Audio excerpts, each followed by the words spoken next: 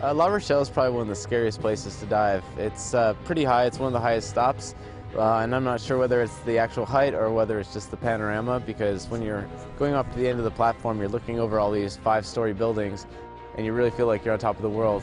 It's one of the scariest stops, for sure. If we weren't scared of the sport and of diving, we would maybe have mistakes during the dive. You need the fear to keep on your toes.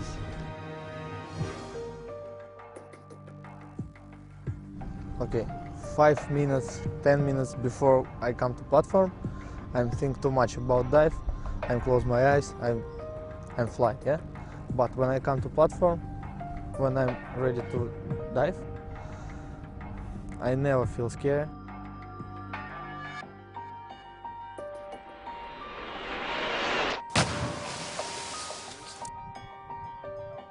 Making that first step just to get up there is really hard, and then you kind of get a little bit of a calm, and then the last 30 seconds before you do your dive, the intensity kind of builds up again, and then that's when you have to just sort of block out the fear and just focus only on the dive.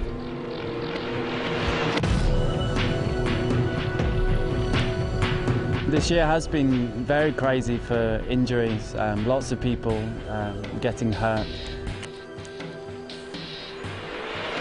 After the crash in Greece, it's definitely a little bit difficult to dive, but I mean, I'm not too worried about it.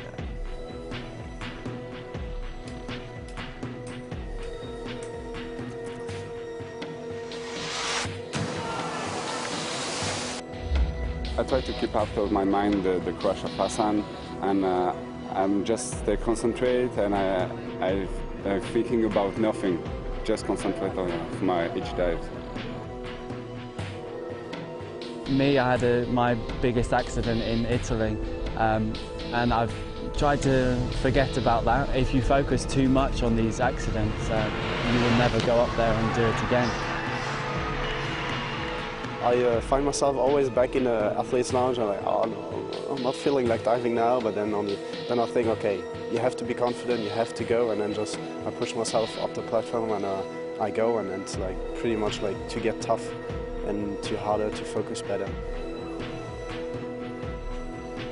By the time you're about to do the dive and you know you're about to go, you're in a zone where you're just so focused that you're concentrating only on the dive and not really thinking about the height, and I think that's the only way that you can do it.